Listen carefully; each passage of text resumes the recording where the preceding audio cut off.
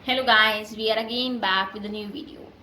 आज मैं डिस्कस करूंगी कॉन्केव एंड कॉन्वेक्स मिरर के सारे केसेस कि ऑब्जेक्ट की डिफरेंट लोकेशंस पर इमेज कहाँ फॉर्म होगी। So let's begin. Concave mirror.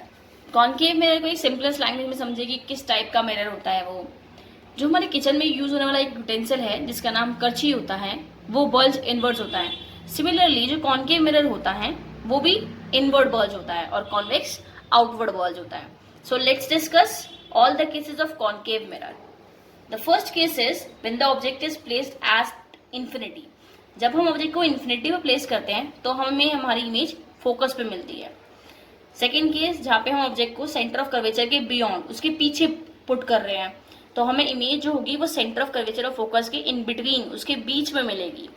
The third case is जहाँ पे हम ऑब्जेक्ट को सेंटर ऑफ कर्वेचर पे रखते हैं और इमेज भी हमें सेंटर ऑफ कर्वेचर पर मिलती है। ये बहुत इंटरेस्टिंग केस है जहाँ पे हमें इमेज और ऑब्जेक्ट की लोकेशन सेम होगी और जो साइज है इमेज और ऑब्जेक्ट का वो भी सेम होगा। द फोर्थ इज जहाँ पे हम centre of curvature and focus के बीच में ऑब्जेक्ट को प्लेस कर रहे हैं, जो इमेज की लोकेशन होगी वो सेंटर ऑफ कर्वेचर के बियॉन्ड होगी। द फिफ्थ इज जहाँ पे हम ऑब्जेक्ट को फोकस पे रख रहे हैं, इमेज जो होगी वो इन्फिनिटी पे फॉर्म होती है। इन्फिनिटी पे फॉर्म जरूर है बट यहाँ पे इमेज जो होगी वो भी इन्वर्टेड ही बनेगी।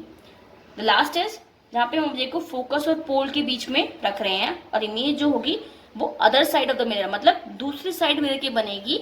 और इमेज इस केस में सिर्फ ये एक्सेप्शनल केस है जहाँ पे इमेज जो होगी वो हमें इरेक्ट मिलने वाली है।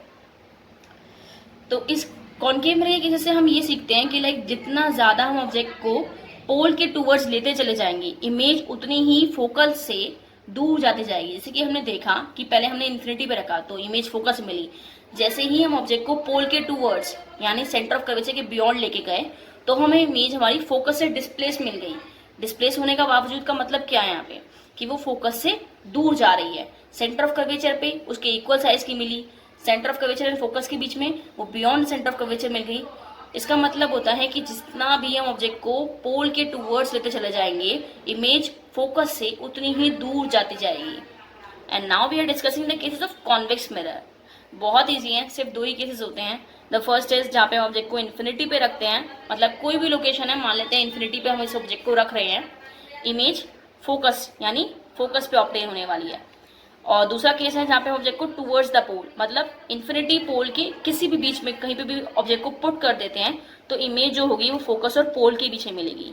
तो इसका मतलब ये है कि हम ऑब्जेक्ट को जितना पास ले जा रहे हैं, इस केस में जो इमेज का डिस्टेंस होगा वो फोकल लेंथ से कम होता जाएगा।